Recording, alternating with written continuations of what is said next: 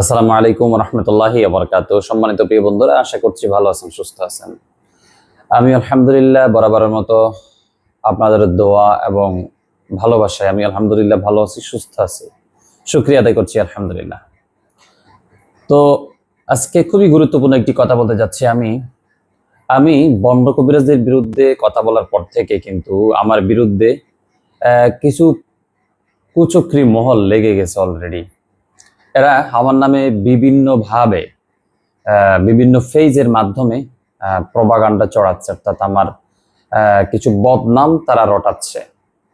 তো তারা আমার ছবি এডিটিং করে বিভিন্নভাবে হেনস্থা স্বীকার করতেছে, বা আমাদের রুগী, আমাদের ক্লায়েন্ট যারা আছে ওদের কাছ থেকে আমার নামটা একেবারে খারাপ করে দিচ্ছে।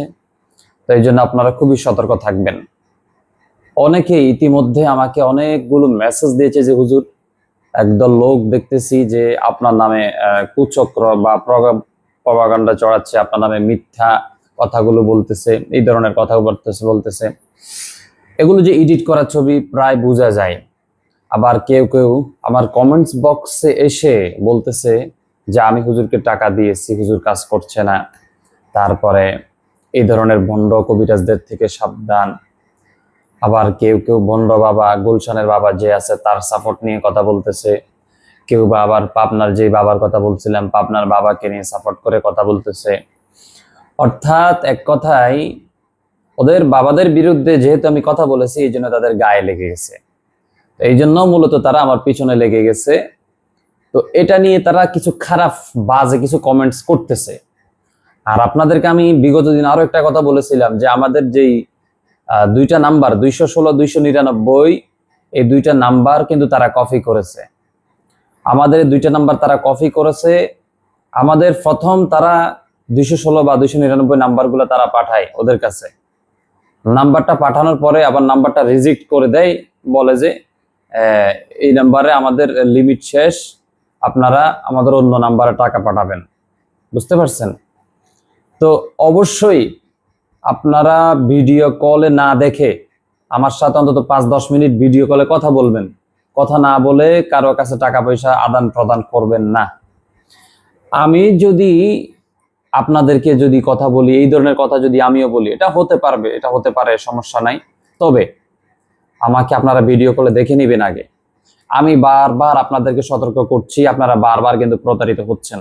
ভাই, আপনারা প্রতারিত হয়ে যদি আমার কমেন্ট বক্সে আইসা যদি কান্নাকাটি করেন, আজেবাজে কথা বলেন, আজেবাজে কমেন্টস করেন, এক্ষেত্রে কিন্তু আমি দায়ী থাকবো না।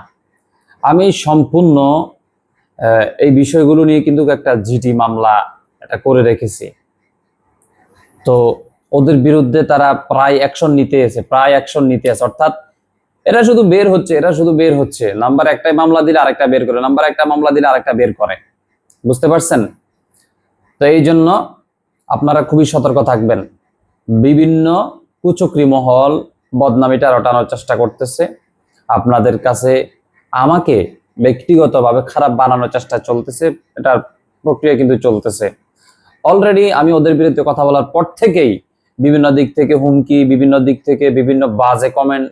আমার কমেন্ট বক্সে আগে ওই ধরনের বাজে কমেন্ট কেউ করার চেষ্টা করতো না, কিন্তু ইদানিংকালে কিছু বাজে কমেন্ট আসতেছে।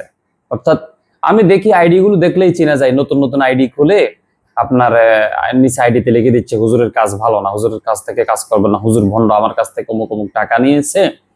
এইভাবে তাদের আইডিতে ঢুকলে বুঝে যায় আইডি গুলো নতুন নতুন আইডি তৈরি করে তারা কমেন্টস গুলো নিয়ে আসতেছে। আবার অনেক সময় হয় কি, যারা প্রমোটর প্রোভাইড করে ওদের কাছ থেকে কিছু টাকার বিনিময়ে কিন্তু তারা ওই কমেন্টস গুলো দিয়ে দেয়। বুঝতে পারছেন? ওই জন্য খুবই সাবধানে থাকবেন, খুবই সতর্ক থাকবেন। অবশ্যই টাকা পয়সা আদান প্রদান করার আগে আমাকে দেখে নিবেন। না দেখে টাকা দিলে সম্পূর্ণ দায় আপনার। আমি আর কিছু বলবো না ভাই। ধন্যবাদ।